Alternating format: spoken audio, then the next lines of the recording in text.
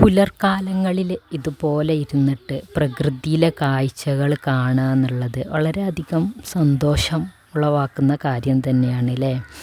പണ്ടൊക്കെ ഞാനൊരുപാട് ബുക്കുകൾ വായിക്കുമായിരുന്നു. ആ സമയത്ത് അതിലുള്ള ഓരോ വർണ്ണനകളുമാണ് ഇങ്ങനെ നോക്കിയിരിക്കുമ്പോൾ എനിക്ക് ഓർമ്മ വരുന്നത്.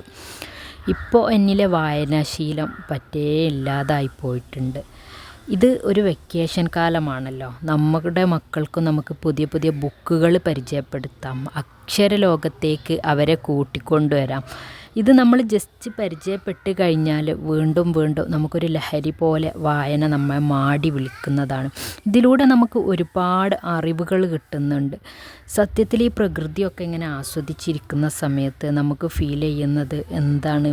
ഇതൊക്കെ നമ്മൾ എവിടെയോ വായിച്ച് മറന്ന ബുക്കുകളിലെ വരികളായിട്ടാകും നമ്മുടെ മനസ്സിലേക്ക് ഓടിയെത്തുക.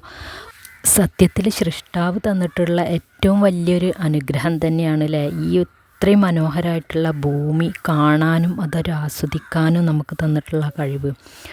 നമ്മുടെ ചുറ്റുപാടുകളെ പലപ്പോഴും നമുക്ക് വീക്ഷിക്കാനോ അത് ആസ്വദിക്കാനോ കഴിയുന്നില്ല. നമ്മുടെ ചുറ്റും ഇത്രയും മനോഹരമായിട്ടുള്ള ഒരു ചുറ്റുപാടുണ്ട് എന്ന് പലപ്പോഴും നമുക്ക് ശ്രദ്ധിക്കാനേ സമയം കിട്ടുന്നില്ല. വൈലോപ്പിള്ളി പറഞ്ഞ പോലെ ഏത് ദൂസര സങ്കല്പങ്ങളിൽ വളർന്നാലും ഏത് യന്ത്രവൽകൃത ലോകത്തിൽ പുലർന്നാലും മനസ്സിലുണ്ടാകട്ടെ ഗ്രാമത്തിൻ വെളിച്ചവും മണവും മമതയും ഇത്തിരി കൊന്നപ്പൂവും. ഗ്രാമത്തിൻ്റെ ആ നൈർമല്യം മനസ്സിൽ സൂക്ഷിക്കാനാണ് കവി ഇതിലൂടെ പറഞ്ഞിട്ടുള്ളത്. നമ്മുടെ തലമുറയിലേക്ക് ഈ ഒരു സന്ദേശം നമുക്ക് പകരാം.